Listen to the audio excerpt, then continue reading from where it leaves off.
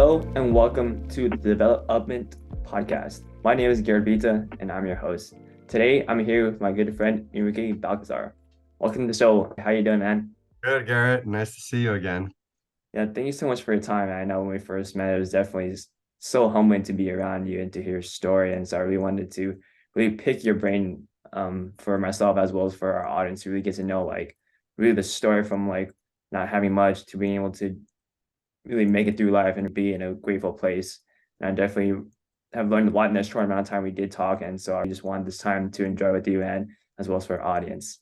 For sure. Me too. I'm excited to actually get introduced to your audience. And, I think as much as my heart goes out to all the teenage kids that might listen to this, my story started back in those days. So I'm eager to share what happened throughout the teenage years and up until now, and moving forward to retirement. I think it's important to kind of see the trajectory of everything. So For our audience, just a little about Enrique. He has lived an amazing journey of adversity, poverty, and still has made millions in his own life, only to lose it all and then make it back again. Enrique grew up with no father figure from the young age of 8 months old, the youngest of three kids. He grew up in apartments in El Monte, California, and later moved to Whittier, California, which changed his life forever. Getting out of the hood was a lucky break for him and his family and changed to the course of his life. Even though he didn't graduate from high school, he has been able to reach financial success that many can only hope to achieve, and he continued to grow his retirement portfolio, which he says is his greatest lesson in life: to live happy, free of debt, and ready to one day enjoy the beach for the rest of his life. Here's to share part of his journey and some of the tricks that he has learned along the way to success. Enrique Balcazar, and in Spanish, he has his own show called Enrique Balcazar, El Rey de las Casas. there you go. Awesome, man. When you first were in this journey, you mentioned in the bio that you had to really learn financial tips and all that. How did you do that based off, technology wasn't the same as it was today? I think the main thing is hunger, right? So nowadays with technology, I'm not sure if the kids are very hungry. They get a lot of their desires and their happiness, and psychological and emotional desires met through messing around on a tablet or a phone or a computer. But back then, none of that was available to us. I think that's the difference, and that's what everybody needs to be careful with. But when I was growing up, it had to do with me. I didn't have a father in the house telling me what to do, a father supporting me in anything. So my mom had to work to make ends meet. So she was gone for all day, most of the part of the day. So I think I drew that hunger of wanting to learn, not so much financial, but just life in general. And I drew it from the desire to want more in life. I'll refer to Tony Robbins quite a bit because he's made me reflect and be aware of things that I now know to be true in my life, and some of the things that he mentions is proximity is power. So proximity means how close can you get to certain people, and your sphere, who you're around, becomes your world. It's almost like either your mask or your filters. So I think at an early age, I had a way of thinking about things like, hey, this is not the life I want. Hey, this kind of sucks. That I don't have a father. I don't have access to certain things that I see other kids have access to. So my curiosity was, why not me? And how can I get access to other things that other people have? And at an early age, I realized to admire my friends that had good parents. So I was able to access friends, parents. And even if I was a young kid, and kind of timid and scared to talk to the parents, I was observant from far away. So I would observe my friends that had good parents. I would observe their parents from afar and say, "Oh, that's the way good parents, teach their kids." And and just kind of take in kind of those things. And then further along in life, I sought out mentors and role models. And we can go further into that, but that was kind of from my young vision of it, my young take, how I grew my own hunger and my own passion, my own curiosity. And then kind of in the later years, realizing that my dad wasn't around. My mom was not going to teach me. I think she's a Mexican immigrant from Mexico, and who spoke Spanish as best she could, but she was selling Avon and Jafra and Shackley vitamins on the street in her van. And I was like, okay, she's teaching me the hustle, but I need to go find mentors that'll teach me what I want to learn, kind of thing. It's awesome. I love that. One thing you mentioned that stood out to me was you asked yourself, why not me? I think that's so important. Like so many times in life, especially with social media, people tend to see like, why me? Why am I in this situation? Instead of you just flip it, hey, why isn't this me? Why can't I do? If they're doing it, why can't I do it? So I think that's definitely something everyone should take away. Yeah. I know you have some family ties. How has your grandfather really shaped how you've been a developer? Yeah. Great question, because like I said, at an early age, not having a father figure in the house, you tend to say, well, who the hell, how can I learn, from, a father, or I want to know what it feels like to have a dad in the house, and yada, yada. So I think there's two things here that need to be mentioned. First of all, why did I say, why not me? Why did I not say, why me? Well, let's be honest. I said, why me also, right? So if anybody who's listening has said why me, or is saying why me to themselves now, I said why me too. I said that to myself also. But out of frustration grew the why not me, right? And I think a part of the why not me comes from self-esteem, right? And sometimes growing up in the hood, growing up ghetto, there's all kinds of names for it. And my kids laugh about it now, and they say, Papi grew up in the trenches, Papi's from the gutter, So I'm like, okay, that puts it into perspective. Okay, well, they just, but it meant they poke fun at it. But the reality is, when you are in the hood, when you are growing up with immigrant parents, and that have a limited life, or limited vision of what can be in life, you tend to think this is it. You're here, look, you don't know, here, look. For anybody who's listening, why can a little 5-year-old Chinese kid speak Chinese? And why could a little 5-year-old, 6-year-old Spanish kid speak Spanish? Proximity, surroundings, it's what you know. So it's not that anybody is better than anybody else. It's that the proximity and influences you have of your surroundings will deeply affect your emotional state. It will deeply affect your capability and your ability. So I like when Tony Robbins says proximity is power. It has everything to do with everything, because who you surround yourself is who you become. Let's put another perspective here, paint another picture. What if you hung out with Jeff Bezos, the owner and developer of Amazon, Bill Gates, the owner and developer of Microsoft, Steve Jobs, the owner of Apple, and I don't know, I mean, just Tony Robbins, and like, if you hung around these people, you would be a multimillionaire. You would be a millionaire. Here you wouldn't be poor. You just wouldn't be poor.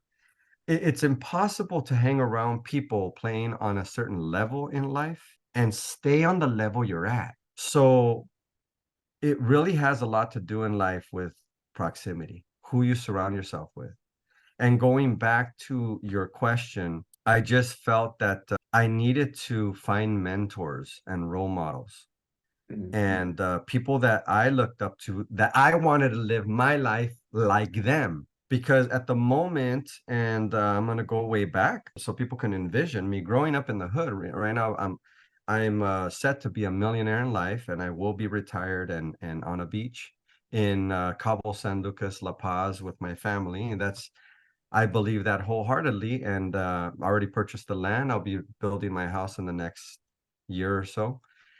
But bottom line, how did I get there?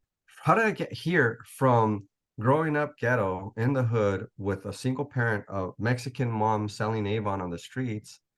And here I am, no high school diploma, by the way.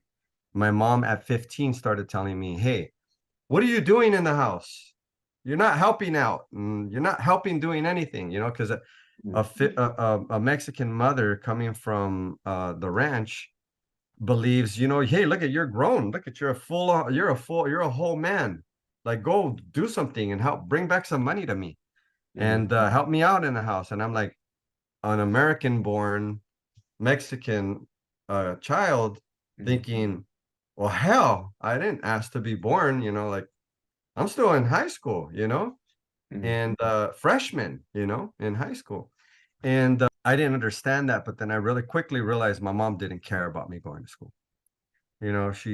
So it's not an excuse, but I wasn't the best focused student, and my mom wanted help, and I figured I can get a job at McDonald's part-time, and then it turned into a full-time job. So I just stopped going to school and got into the workforce. Based off all of that, I knew that I wasn't on a good trajectory, and looking back to proximity being power, I searched out men that I admired, and I basically, no shame, went up to them and asked them, hey, can you mentor me? What's the worst they're going to say? No. you know so that is kind of the way the curiosity grew, and I got people to mentor me. And role models mean you don't have to ask them anything. If you look up to them and it's somebody that's successful in a way that you want to be successful in life, read their books or follow them, and see everything they do, how they live their lives, how they treat their wives, what their wives look like, what their kids look like, how they father their kids, and read up on how they live and what they do. And I really was just curious about successful men and how they got there, and I wanted to be like them. I quickly realized my grandfather was very respected in the ranch where I come from. I come from Tlaxcala, Mexico. But my grandfather would wake up at 3:30 in the morning, and sneak out, because we would wake up and say, abuelito, we want to go with you. Grandfather, we want to go with you. And he'd say, no, no, no, it's cold. Stay in bed. And we just wanted to be with my grandfather. There was no better life for us than walking with my grandfather at 3:30 in the morning with the cold, brisk air, and walking to the slaughterhouse. And this might gross a lot of you out, but believe me, when I was 10 years old, it grossed the hell out of me too. So literally, that was, I've had an extraordinary life in the fact that I live that Mexican life, even though I'm American born. And my corporation that I own now for construction of apartments, and I build houses, and I build apartments, and I develop land, is called Mac First Construction and Mac First LLC, after my grandfather, Macario Escobar.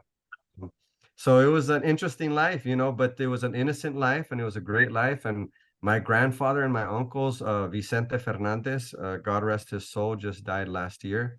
And Vicente Escobar. Did I say Vicente Fernandez? That's a singer. So Vicente Vicente Escobar, my uncle, he passed away. Elpidio Escobar is still alive. My uncle Elpidio lives in Tlaxco. These men shaped me. My uncles and my grandfather, I was lucky enough to have them in my life. But if you don't have somebody like that, you can search them out. You can, and especially now with the internet, with the internet, you can use it for good stuff and find good role models and people that could teach you how to grow up better and be better.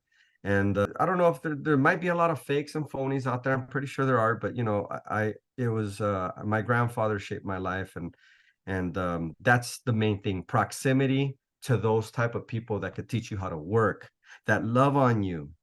My grandfather loved wholeheartedly and genuinely. He was the most beautiful man in my life. To this day, there is no better man ever existed in my life than my grandfather. He's a symbol of love. He was an example of hard work, of being faithful to his wife, to death do him part, to supporting his kids and loving on his kids, My grandfather was the closest to a perfect man that I know in my life, and to be have ever walked earth, you know, because I know Jesus Christ is perfect, but my grandfather was pretty close in my heart. Sounds like a great guy. I wish I would have met him. He was. From a development standpoint, how do you reduce your risk and liability in the pre-construction and construction phases? 'Cause, there's so many different variables and so many things can go wrong. How do you do that? So fast forward now to my work life, I wanted to be a lawyer. Yeah, so I'm a developer now, Mhm. but I wanted to be a lawyer. So for me, it was important to represent my Hispanic community in something. So Mhm. when I grew up, I thought, hey, I want to be a lawyer. I want to defend the rights of my Hispanic community. I want to do something for my Hispanic community. Unfortunately, I didn't have a high school diploma, and I didn't have the support and the much less the financial support of any parent that was going to send me to law school. And so I try to put myself through law school myself. But before everybody thinks that I'm just all of a sudden building multi-million dollar buildings, I started as a real estate agent because I couldn't be a lawyer. So I Mhm. thought, well, what legal license can I get to represent my Hispanic community and help my Hispanic community in something, like Mhm. what business can I get into where I can help? I want to be, I passionately want to help my Latino community do something. And to be honest with you, the quickest and easiest license was to get a real estate license. And I Mhm. was helping people with legal contracts on purchasing a home, with legal financial consultation of getting the best interest rate, getting the best loan, setting them up for prosperity in their own future. And the biggest purchase that anybody ever makes in their life is a house. Now, fast forward, I'm rookie of the year in 1999 with Prudential California Realty.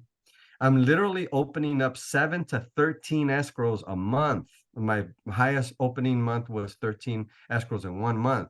I have a radio show, Enrique Balcazar, El Rey de las Casas. And I now have dipped my foot into the investment community of flippers back then, when, Mhm. by the way, flipping houses was coined by the FBI, and it was illegal to flip houses because it was understood by the FBI that investors were robbing the normal guy that doesn't know what he's doing of their equity, offering them a low amount for their house, Mhm. and then within 90 days profiting to 30, 50, 80, $80,000, Mhm. and that they robbed all that equity from the buyer, from the seller that they bought the house from.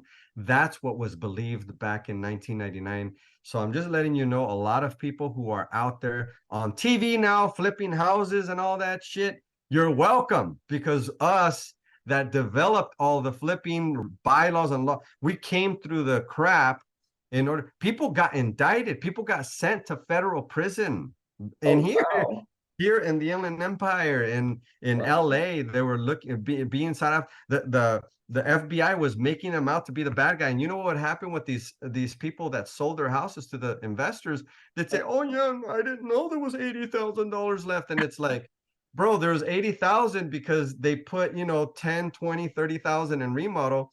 But all of a sudden the sellers were victims because they were like, they wanted to play the part. So back then, that was what brought in the 90-day flip rule, right? So the 90-day flip rule was brought in by the FBI Mhm. and the lending institutions. We're not going to loan on a house that somebody just bought 60 days ago and loan $150,000 more on it. How in the heck did it get from point A to point B? So back then, before digital cameras, we used to take pictures with our cameras, print them out before and after pictures, keep all the receipts from Home Depot and all the money we spent on this. So we would give that to the underwriter, say, this is why, we bought it from that seller. It was a piece of shit. Look at how we left it, and then this is the way it used to look like. This is what it looks like now. So that's kind of the way I got into real estate, and mitigating my liability has been all of that. See, people, they go to a freaking seminar on a weekend now and they want to jump in and flip houses. So your question is very important, because how do I mitigate my losses or mitigate getting sued or mitigate anything, it's because I've been through the gauntlet. Plus, my focus is contractual law and legalities and liability. So a lot of these people, they go to the seminar and it's like an empty nester grandma, or it's this Huh. millennial dude that doesn't really want to work, but he wants to, he's got $70,000 he inherited or somehow he got it. So he wants to be a flip investor. So you got to be real careful. Flip investing is not for everybody. Yeah. You have to know somewhat of construction, because if you don't, then the contractor makes all the money. Mhm. So that's the way you mitigate all of that, is you really have to have a mentor actually that can kind of save you from that. You don't have to have a mentor for a whole long time. It depends on how quick of a learner you are, you know. You Mhm. could have a mentor for months, you could have a mentor for years. I have my mentors from the moment in the year that I met them, and they're still my mentors, because Mhm. these are the people, my sphere of influence. This is my proximity to power. I keep my mentors close to me, and I find deals that I know I can make money on, and I still invite my mentors in. Hey, you want to partner with me on this one? You know, I Mhm. have my own money now. I don't need to partner with them, but I like to give back the fact that they gave me information, they gave me love, they gave me time. It's Mhm. a good life when you're flipping houses with your mentors and the people who invited you into the game, or at least, shared information at the beginning with you. Loyalty is everything in life. You surround yourself with good people, and the bad ones, you make sure you cut them off quickly. Definitely can agree more, man. There's still it's come a long way since then, but they're still out there. So it's important always to do your due diligence as well. Yes, it was a different time, man. Technology has come through really quickly, but back then, that's when I started. I like to say I've been flipping houses since before those TV shows came out, and now everybody with $100,000 and a cousin named Julio that can swing a hammer thinks that they could do flips because they watched the show or they went to that guy's seminar. Which that guy, by the way, is a friend of mine, Tarek Al Musa. Funny story, okay? Tarek Al Musa was at Prudential California Realty with me, Mhm. and Tarek gives credit to Brad, because Brad is a real good friend. Brad is just constant. He's just a constant Mhm. leader. Brad is an amazing, humongous heart, you know, comparable to my grandfather's heart. This guy has heart for everybody. He was the vice president of Prudential California Realty. I Mhm. think it was 9 or 11 Prudential franchises at its height, Mhm. and he just always treated everybody with love and as a true friend. So he got hired to Prudential California Realty to be the manager of the Riverside office when I was living in Riverside back then. And I got hired on like 2 days later, and I was like one of his first hires. And he didn't have an office yet, but I was a new licensee. I didn't know who the heck I'm going to meet. This guy Brad. I don't know. I didn't know he had just started 2 days earlier before me. He walked through the whole office looking for an empty office, but so he's like, here, let's sit in here. So we sat in this empty office. Okay, man, why do you want to work in real estate? And I'm like, you know what, man? I said, I'm gonna make a lot of fucking money in real estate. And he's like, oh, really? And I'm like, yeah. He didn't know that I came from a radio background, that I was gonna have a radio show right off the bat, new licensee with the radio show. And I told him, yeah, I'm gonna make a lot of money, and I want to make a lot of money, and I'm gonna help the Hispanic community, and this is my passion. And he's like, okay, man. Well, commission is 50%. And I'm like, oh, no, no, no, that's not gonna work for me. I got Mhm. to pay this radio advertisement. I got to do all of it. I got a big marketing budget. I Mhm. was like, well, what do you want? I said, at least 70. And he thought for a while. He's like, okay, you got it, man. I started with that. And then, back to Tarek Al Musa, where, I moved out of Riverside because Brad went to become, from the Riverside manager, he went Mhm. to become the Brea manager. And then they promoted him into being the vice president Mhm. of Prudential. So I'm like, man, I got a brother in a higher power. He's a VP of the company, Mhm. and why should I stay in Riverside if my boy's out there? I'm out. So I Yeah. went to go meet with Brad up in Anaheim Hills, and that's where he was out of. By that time, he was the Anaheim Hills office manager, and then Brad tells me, hey, there's this production company called Pytown Productions, Mhm. and they're looking for a flipper, and they're casting. Why don't you film yourself and we'll send it in? And I said, film myself? Hell no. And they're like, why not? And he's like, no, no. I told him, he's, I'm gonna do it for Tarek. I'm gonna film Tarek on my iPhone. He was real tech savvy back then, and he's like, I'm gonna film it and I'm gonna send it into Python to see if just it's a casting call. And I said, bro, you know how much stuff I do at on my flips that I don't want anybody seeing that. Like, I don't know. It just I'm not doing anything illegal. I just don't want anybody like I fuck shit up and then I gotta fix it and then I got nothing's perfect. Yeah. And I didn't understand TV and the fact they film, they edit, whatever, and you don't need to show what you can't. I'm stupid. I just didn't think. So I told him, no, man, I don't want anybody seeing what I'm doing on my flips. It's tough enough trying to get the remodels done. My workers don't respond. They don't show up some days. It's hard. It's tough for me. I don't want a camera on me. And so Tarek hadn't done three flips in his entire life, I think, at the time that Brad filmed them and sent it in. And then all of a sudden they called Tarek back and they said, hey, we kind of like your look, but we want to do a live shot. So then they did a live shot of him. And then they said, okay, the live shot went well. Now we want to do an on-site. So it was kind of a process. And Tarek, they liked his look. And then he gets the TV show and they say, hey, we want to do like 9 episodes. Can you flip 9 houses in a matter of like 3 months or 4 months? The guy hadn't flipped 3 houses in his whole life. So I'm not saying here back then he was inexperienced. Now he's got plenty of experience. But back then he, everything was crazy. It was like, how am I going to find 9 houses? So then I'm getting phone calls as well as probably other people got phone calls too. Hey, can you help them get 9 houses? Shit, if I had 9 houses to flip to make 50 grand on each house, I'd buy them myself, and the formula for that was just funny because he was able to just, I told him here, look, this is my suggestion is go to the courthouse steps because you can buy 9 houses in a matter of 2 weeks, or a week if you bid high. You're not going to make money. You're going to lose money. And I think at that time, I don't know what the numbers look like for him, but there was like, I can lose money on some of these flips. And that's kind of what they did. So the whole show was put together with the intention of just, being a show. And slowly but surely, the flips started coming into profitability, obviously, for Tarek, and things have gone well for him now. So he's doing really good. But yeah, that's real estate. It can go one way, it can go another way. For me, land development, my mentor Sherry Kazawa taught me a lot of that, and we could talk more about that if you'd like.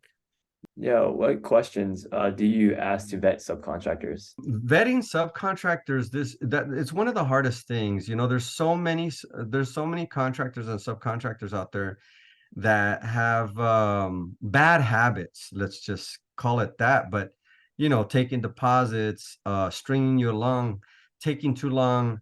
The reality is I've been in it for so long now that I've been very blessed to have really, really good subs.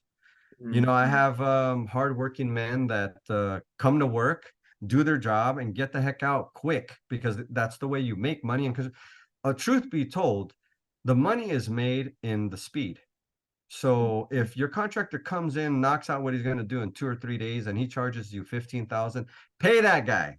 Pay him his 15,000. He's worth it, because those are the good ones. They get in and out, and they get the ones that say, here, well, I'm going to charge you 9, and I'm a friend. I'm going to doing you a great favor, because I'm doing it cheaper for you. They're going to string you along 2 weeks down the line. You're going to be struggling to get him to finish it. You're probably going to fire him and get somebody else to come and finish what he started. The good contractors, the good subs, you pay them well because they're worth it. And they come in, knock their job out and go. And most of those subcontractors aren't jacks of all trades. I could do the plumbing, the electrical, the drywall, the roofing, and I'll do the cement outside for you too. No, I mean, those guys are just subbing it out, so you could sub it out too and get guys that only do cement and come in and do their cement and leave. Only do plumbing, they come in, do their plumbing, and they leave. So that's probably the best way to vet subcontractors is make sure they do their trade and they get out, and then you need to be very, very up to date on pricing of materials. Mm-hmm. And then you can kind of gauge what they're charging you. Because if you know what price of materials cost, if he comes in and says 15 grand, you're like, shit, this is like $1,000 worth of materials. Why is this going to be 15 grand? You Mm-hmm. know, a good ratio to go off of is whatever the materials cost, that's what the labor should cost. And that's kind of a good rule of thumb, you know, to vet a contractor. If Mm-hmm. you got $5,000 in materials and he's charging you 10 grand, sounds about right, you know. If you got $5,000 worth of material and he's charging you 20 grand, hey, get two more bids, you know, because it shouldn't be so much higher. For the pricing for the supplies on, do you just go to like a Home Depot or the supplier and just ask them like, hey, here's my plans, and then you give me a price on it, kind Yeah, of? yeah. It's homework. It's homework and it's work. But you know, Home Depot websites are open for you. You know, go Mm-hmm. on a Home Depot, look up a 10-foot pipe of copper plumbing. You know, 3/4 inch, and how much a little box of 10 or 20 90-degree copper angles cost. Mm-hmm. And that all depends now because see, you got to be up on technology too because now nobody's using copper. Even the new homes are using hose. So they have this 200 PSI hose, Mm-hmm. red hose and blue hose, and makes it real simple. Red is for hot, blue is for cold. So everybody's running these hoses through the houses now. They're not even running copper anymore. And what's more expensive than the hose are the 90 degrees and the elbows and the cut, you know, all the fittings. So if you get, you know, if you whether you're going to use holes or you're going to use copper, do some homework on the websites, get the pricing of materials, and then make a spreadsheet on Excel so that you kind of know what stuff costs. How much is a 2x4, a regular 2x4? How much is Doug fir, a 10-foot 2x4? How much is a 2x6? How much is 2x? So then once you get all the pricing, Mm-hmm. and once you really decide to get into whether it's flipping houses, construction, or land or development of real estate, then you can actually get your contractor's license or not, because you could be an owner builder, or Mm-hmm. you could just get familiarized with materials and do each. That's the way I started, by the way, and everybody should start that way. Don't get a contractor's license, and you don't need a contractor's license to do your own flip because you're doing it owner builder. Every city allows an owner to build. So you can buy a house and remodel it without having a contractor's license as an owner builder. But definitely, even if you do it as an owner builder, I'm still going to recommend that you get an LLC filed. Mm-hmm. An LLC is a limited liability corporation. It's the smallest corporation you can get. Easiest. It's a flow through entity that flows through to you, Mm-hmm. right? But you get some type of asset protection where if you get the LLC gets sued, you don't get sued personally if you do the things right and separate the assets. And you know, having an LLC, even if you're an owner builder, allows you to go apply for accounts as a contractor at Home Depot and Dunn Edwards Paints, Ganal Lumber. You know, there's construction material places that you can go, like to West End. Here, I think they're in Ontario for drywall and texturing mud Mm-hmm. and the taping mud and everything and all the materials. And you can set up an account and they give you discounts. I remember the first time at Home Depot when I went and you know, I had been a contractor at the Riverside Home Depot and I had made a lot of purchases in that year. So they kept escalating me up. And I wasn't even a contractor yet, but I had my LLC, right? So I was set up as an LLC preferred buyer through the what they call the pro desk at Home Depot. Mm-hmm. So I went from a regular contractor to a midline contractor to one of their top contractors in at Home Depot. I think I was spending over $100,000 a year there buying Home Depot stuff. And they have something called the Pro Desk where if your workers go and they purchase over $1,000, I think now it's 1,500. And if they purchase over $1,000, it opens up something called the bid room in Home Depot. So the bid room is that the Home Depot buyers, the purchasers that you don't see, they're not in the store. They're at the corporate level of Home Depot, right? Uh-huh. They're buying truckloads and truckloads of plumbing fixtures, or truckloads and truckloads of light fixtures, or truckloads of wood or plumbing, whatever it is, right? Mm-hmm. And sometimes they know, oh man, we bought like 100 truckloads in these next 6 months. Let's give our pro contractors discounts for them to move more of this product through the stores. Let's get this shit moving through the stores, because we don't want to end up with a lot of this stuff when we change seasons. Mm-hmm. So the pro desk is set up for with the contractors. If you spend $1,000 for the next 2 weeks, you're one of our top contractors in a bid room. Now all you got to do is spend $1,000. You don't even have to be on my level of a contractor as like a preferred contractor. As long as you spend $1,000 and you're registered as at the pro desk for 14 days, everything that your workers go that $1,000 purchase gets discounted on anything that the buyers have discounted. I literally got 60% off of all plumbing fixtures, like the shower faucets, the restroom faucets. I got 60% off of some of that stuff, and I got 60% off of lighting, like the lamps, the chandeliers, and all this stuff. And I'm like, holy crap. And the bad thing, I don't know why Home Depot does this like this. You don't know what products you're going to get a discount off of. You don't know. You go, you bring it all up to the desk, and they run it through what they call the bid room. And the bid room comes back with, here, these are the items we're trying to move through the store. The good thing is, once you know what products they're trying to move, if you have more flips coming up, you should probably go back with your workers and stock up on that stuff if you're going to use, because I use the same plumbing fixtures, I use the same flooring, I use the same cabinets, I use the same stuff over and over again. So you could stock up and save for the next coming flip. So those are some of the tricks to the trade on flipping houses that probably most people won't spend the time on a podcast to explain to people that are out there in flip land. But that is in investor land, I should say.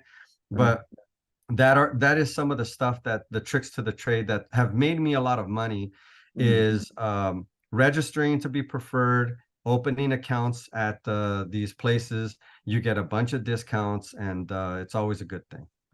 For that bid room, do they like post, or like is like a portal where you can see like what products they're like? No, they just don't. I don't understand why they don't, but they don't. I mean, I know for a fact, I've been told by Home Depot store managers, the people I've built relationships with, is that these buyers, they buy a tremendous amount of product, and so some of this stuff, they need to make sure it moves, and that's why the pro desk, the bid room gives these discounts, so people know that they can, so they want to move more boxes of this stuff through the store, make sure it gets sold.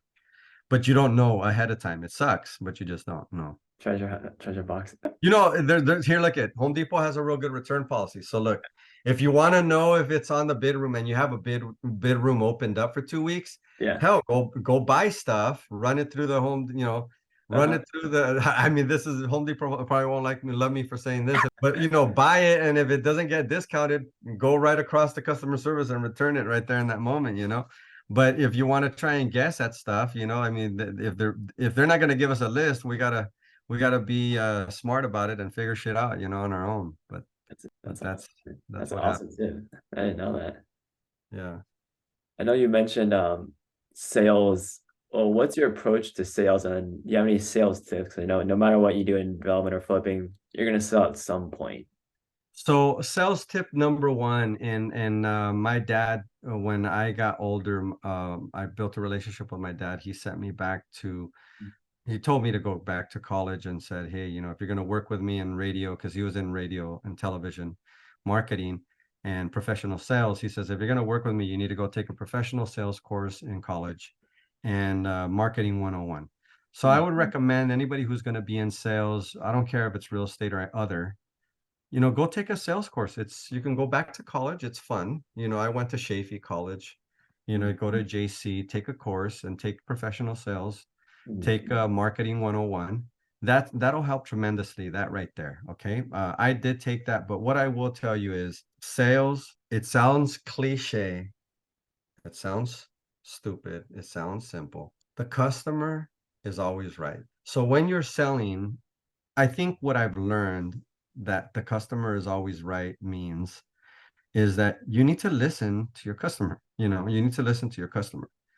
You need to just listen. You have to have heart in it to really want to help your customer.